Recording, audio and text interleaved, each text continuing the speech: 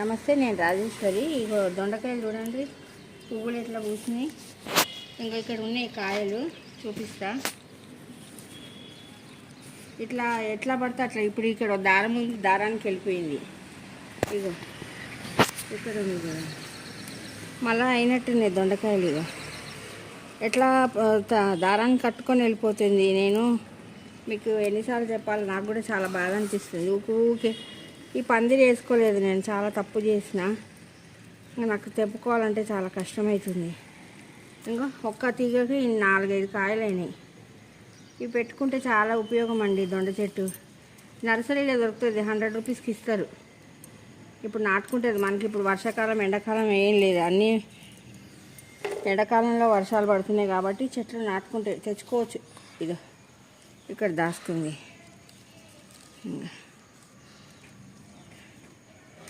నాటుకుంటే, ఎందుకంటే ఎట్లయినా వర్షాలు పడుతూనే ఉన్నాయి కదా.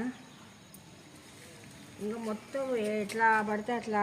ఇగో ఆడ కింద కూడా ఆ జాలికి కూడా పాకేసింది. వెతుక్కొని తెంపుకోవాల్సి వస్తుంది నాకైతే.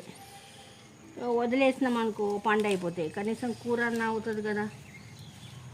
మేము మొన్న దొండకాయ పచ్చడి చేసుకున్నాం. ఇదో ఇక్కడ చూడండి, దొండకాయ పచ్చడి చేసుకున్నాము. కూర చేయలేదు నేను.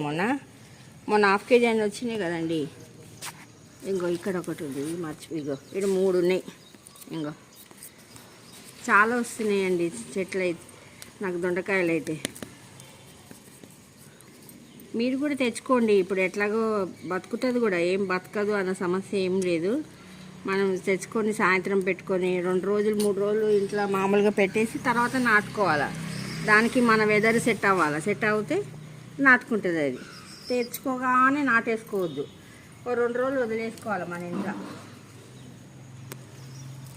ఇది చిన్నగా ఉంది.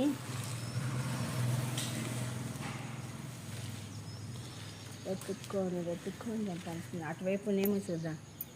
ఇంకా అట్లా రాధమనోరా, దొండకాయ, అదొక చెమేలిది, క్రోటాన్ది, అన్నీ.